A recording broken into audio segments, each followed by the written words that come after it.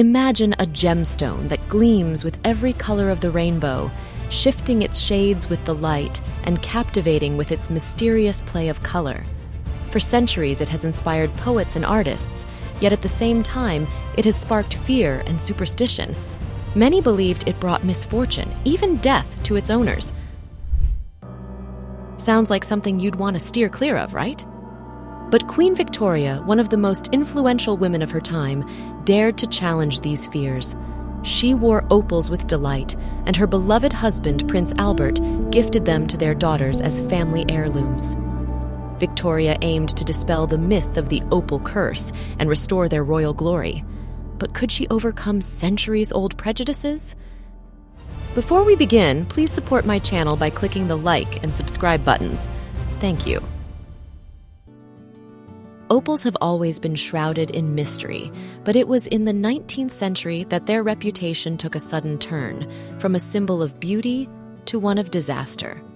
How did a stone, once admired by the ancient Romans for its play of colors, end up cursed? The answer lies not only in superstition, but also in the literature of the time. In 1829, Sir Walter Scott's novel Anne of Geierstein was published, and it can be said that this book changed the fate of opals for decades. In the novel, an opal plays a fatal role. It adorns the heroine's hair, and as soon as the stone loses its brilliance, disaster and tragic death follow. This scene made such a strong impression on readers that society began to view opals as stones of misfortune. Within months of the novel's release, the demand for opals in Europe plummeted, and many jewelers refused to work with the stone. Fear of the fatal opal was so intense that some sources even mention jewelers throwing opals into rivers in an attempt to lift the curse. But why were opals singled out for such fear? Perhaps it's due to their unusual appearance. A stone that flashes all colors at once seemed too alive to many people, almost otherworldly. Interestingly, this fear of opals wasn't limited to literature.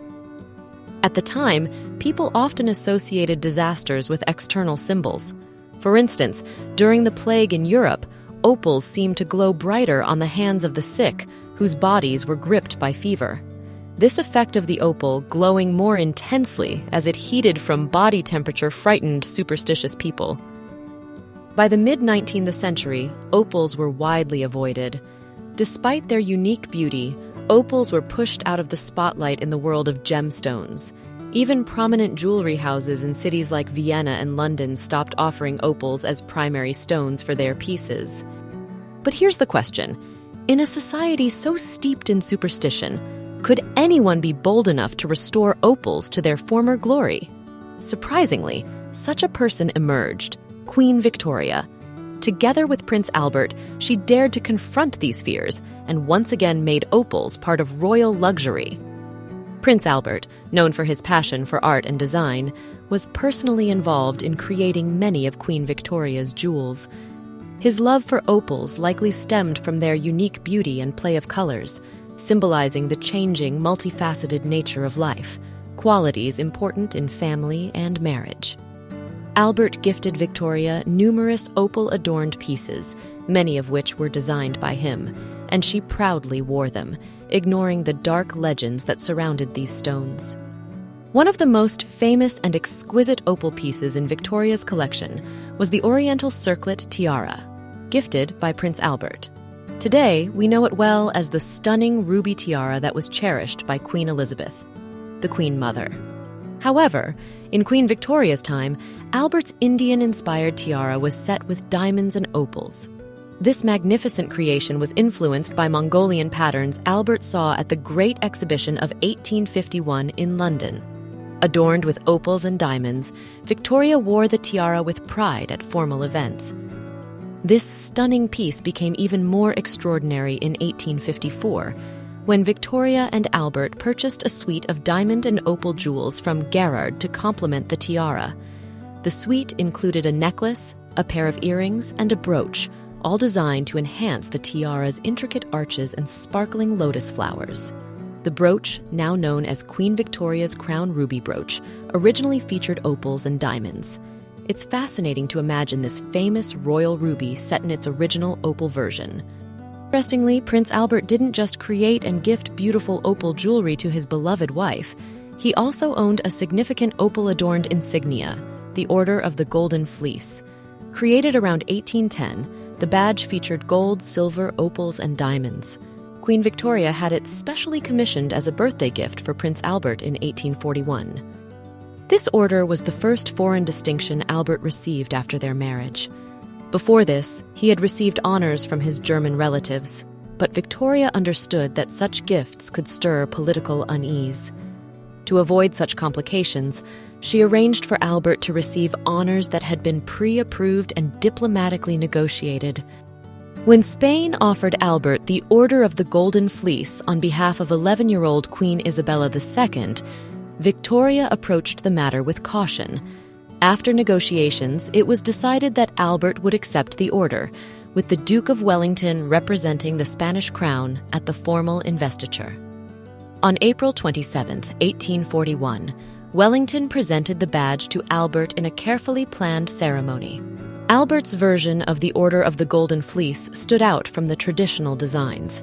Instead of the usual flint and steel, which symbolized sparks and fire, Albert's badge featured his beloved opals, while the ram's fleece, representing the mythical golden fleece, remained part of the traditional symbol. The sparks were set with diamonds, and it's possible that the badge was adapted from an earlier piece.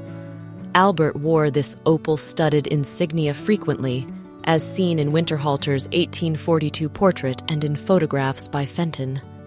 This badge became an important part of Albert's collection of honors and reflected his deep affection for opals. Today, it is housed in the Royal Collection of the United Kingdom. There's an intriguing mystery tied to one of Queen Victoria's tiaras depicted in Thomas Jones Barker's 1863 painting, The Secret of England's Greatness.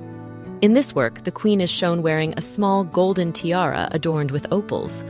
But what makes this tiara particularly curious is the fact that it has never been seen again, neither in other portraits of the Queen, photographs, nor in the records of the Royal Collection.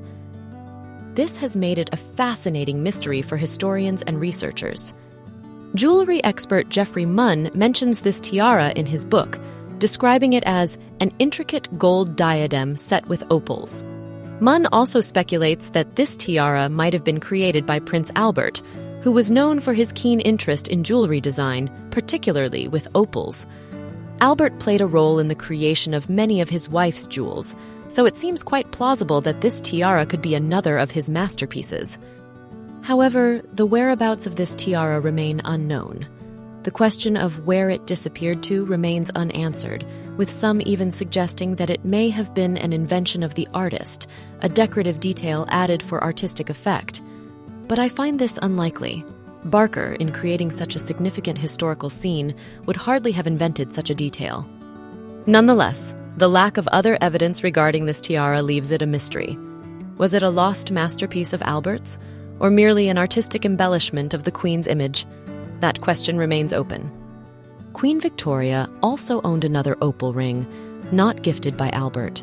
Queen Charlotte's opal and pearl ring is a piece steeped in history and deep personal symbolism.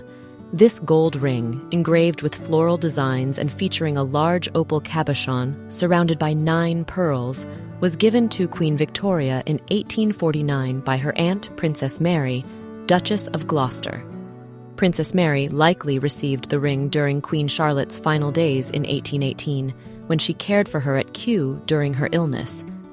This ring is tied to a difficult time filled with personal emotion. Princess Mary wrote about witnessing Charlotte's suffering, her strength, and the kindness with which she accepted care despite her pain. These original opal earrings were also once worn by Queen Victoria. They are thought to feature European opals rather than Australian ones, reflecting the Queen's taste in jewelry of that period. Like Queen Charlotte's ring, these earrings were displayed at the Adelaide exhibition. Queen Victoria, along with Prince Albert, was not only an avid admirer of opals, but actively gifted these gemstones to her daughters as wedding presents. Such gifts were more than gestures of affection. They were deliberate steps in debunking the opal curse. Victoria, who dismissed such superstitions as nonsense, gifted opal parures to her daughters and daughters-in-law for their weddings, reinforcing the reputation of these precious stones within the royal family and high society. In 1858, when Victoria and Albert's eldest daughter, Princess Victoria, married the future Emperor of Germany, she received an opal and diamond parure from her parents. The set included a necklace, earrings, and a brooch. Although the press of the time attributed the gift to her brother, the future Edward VII, Victoria herself noted in her diary that the parure was given by us, by her and Prince Albert. This was one of the first occasions when the royal family openly embraced opals despite their negative connotations. In 1862, when Princess Alice married the future Grand Duke of Hesse, Albert had already passed away, but his influence was still felt. Before his death, Albert had personally chosen Alice's wedding gift. Victoria recorded in her diary that it was a beautiful opal parure, which Albert had picked himself. Alice wore the set on her wedding day, using the brooch as a pendant. This parure was later inherited by her daughter, Princess Irene. In 1863, at her wedding to the future Edward VII, Princess Alexandra received an opal parure from Queen Victoria that was nearly identical to the one given to Princess Alice. The set included a brooch pendant, 3 brooches, and a pair of earrings. Alexandra may have worn one of the brooches in one of her portraits. When Princess Helena married in 1866, she received yet another opal set from her mother, which included a necklace and earrings.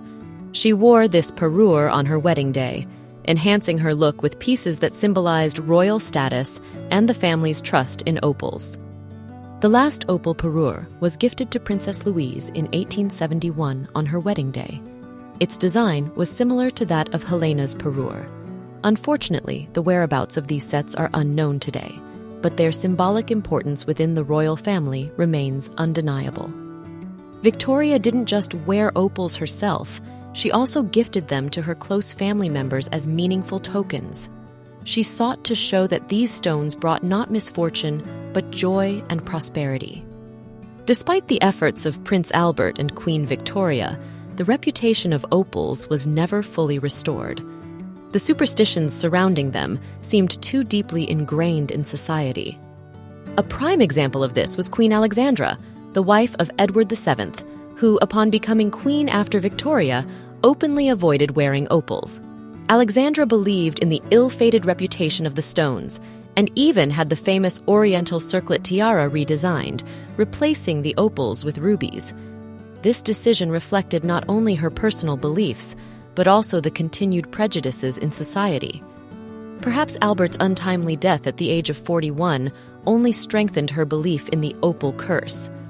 Later, Queen Mary also replaced the opals in a brooch with rubies, and was once portrayed wearing the ruby brooch in a portrait. Furthermore, since Queen Victoria's time, there hasn't been a single opal tiara in the British royal family's collection. Although superstition may have played a role, it's also possible that the fragility of opals contributed to this.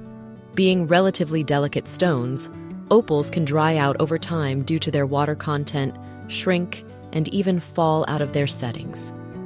Today, the distrust towards opals has greatly diminished, and these stones are no longer seen as cursed.